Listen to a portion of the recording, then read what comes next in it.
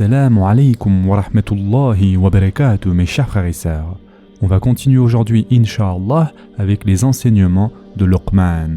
Et nous en étions donc à la 26e leçon qui concerne la perfection avec laquelle la religion islamique invite à préserver les mérites et à reconnaître les bienfaits que l'on a.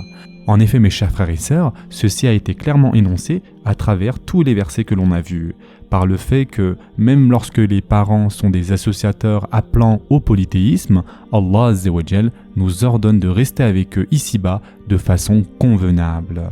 Ceci est prescrit lorsqu'ils sont mécréants. Que dire alors si ces derniers sont des musulmans qui n'ordonnent que le bien et n'incitent qu'à la bienfaisance? La 27e leçon, mes chers frères et sœurs, concerne le fait de ne pas obéir à la créature si celle-ci nous demande de désobéir au Créateur. Et en effet, Allah Azza wa Jal dit dans le Coran « Et si tous deux te forcent à m'associer ce dont tu n'as aucune connaissance, alors ne leur obéis pas, mais reste avec eux ici-bas de façon convenable, et suis le sentier de celui qui se tourne vers moi ensuite est votre retour, et alors je vous informerai de ce que vous faisiez. » Sourate Luqman, verset 15. La 28e leçon, mes chers frères et sœurs, concerne les gens de mal qui déploient donc tous leurs efforts dans le mal. En effet, les adeptes de l'égarement et du faux essayent par tous les moyens de répandre leur fausseté et d'appeler donc les gens à leur voie égarée. Comme le met en évidence le verset que nous avons vu, « Et si tous deux te forcent ou t'appellent » alors qu'au même moment, il est possible que les gens de vérité fassent preuve d'un certain laxisme ou éprouvent de la lassitude à ce sujet. La 29e leçon, mes chers frères et sœurs, concerne la désobéissance et d'ordonner le mal et la malfaisance. En effet, beaucoup de gens confondent ces deux actes en les mettant sur un même pied d'égalité. L'avis le plus juste à ce propos est qu'il existe une différence entre les deux. Et en effet, Allah Azza wa Jal dit « Ne leur obéis pas et non pas sois malfaisant envers eux ». La 30e leçon, mes chers frères et sœurs, concerne le mérite des compagnons et des élites de cette communauté. On tire cela de la parole d'Allah Azza wa Jal et suit le sentier de celui qui se tourne vers moi. En réalité, si on considère la situation des compagnons ainsi que celle des élites de cette communauté, on trouvera que leur cas est celui de ceux qui se retournent vers Allah Azza wa Jal. C'est pourquoi certains exégètes ont affirmé que le verset « Et suis le sentier de celui qui se tourne vers moi » fait référence à Abu Bakr radiyallahu anhu. D'autres prétendent qu'il s'agit de l'ensemble des compagnons. Dans les deux cas, les interprètes du Coran ont utilisé une méthode d'exégèse qui consiste à expliquer un terme par un de ses sous-parties ou par les meilleurs de ses sous-catégories. Cela confirme donc le mérite et la vertu des compagnons et des élites de cette religion. Par conséquent, il nous est indispensable de connaître leur voie et de l'emprunter, de même que nous devons éviter de suivre un chemin autre que celui des croyants.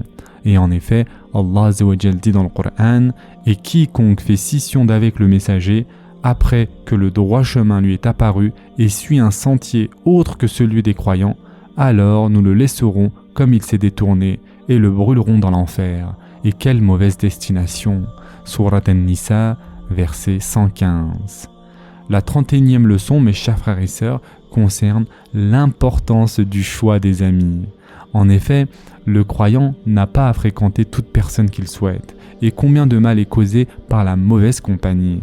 Ainsi, il est exigé du musulman qu'il ne s'entoure pas du premier venu, mais qu'il côtoie plutôt des personnes vertueuses, comme nous l'indique Allah Azza wa Jal dans le Coran, et suit le sentier de celui qui se tourne vers moi. La 32e leçon concerne le mérite du retour vers Allah Azza wa Jal et de ses adeptes. En effet, Allah Azza wa Jal a clairement fait référence à ceux qui reviennent vers lui dans le verset que nous avons cité. Il a ainsi fait de leur chemin un exemple à suivre et une voie à poursuivre. Aussi, le retour vers Allah Azza wa Jal s'effectue en réunissant 4 choses.